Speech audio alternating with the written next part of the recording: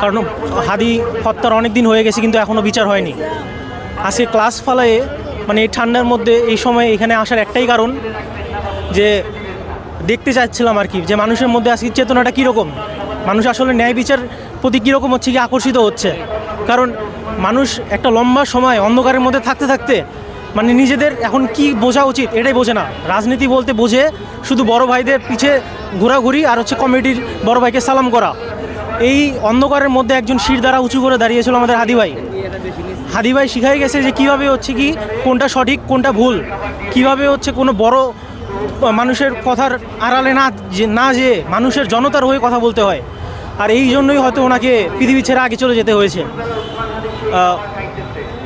এখন আমি মূলত দেখতে আসছি যে মানুষের মধ্যে এই চেতনাটা, ওনার রেখে যাওয়া চেতনাটা মানুষ কীভাবে গ্রহণ করতেছে। যেমন আমাদের যে স্লোগান আজকে হাদি কালকে তুমি, বিচার না হলে জিতবে খুনি, চুপ থাকলে জালেম পাবে ভূমি। আমরা যদি চুপ থাকি, মানুষ যদি সবাই চুপ থাকি নিজেদের জায়গায়, যদি নীরবতা না ভেঙে কোনটা অন্যায় কোনটা সঠিক এটার বিরুদ্ধে কথা না বলে, তাহলে এই কখনো আমাদের জুলাই সফল হবে না। এটাই আমার মনের বাসনা যে সবাই যেন চুপ না থাকে, যে যেখান থেকেই পারে ফেসবুক পোস্ট হোক বা দাঁড়িয়ে হোক যেখানেই হোক নিজেদের ভাইদের মধ্যে হোক, যাতে সবার মধ্যে একটা স্পিরিট জন্মায়, যেন সে হচ্ছে কি কোনটা বিচার নিয়ে বলতে গেলে এটা সম্পূর্ণ রাজনীতিক ব্যাপারে এই বিষয়ে আমি কোনো কথা বলবো না। আমি জাস্ট এখানে শুধু দেখতে আসছি যে মানুষের মধ্যে কীরকম পরিবর্তনটা আসছে। কারণ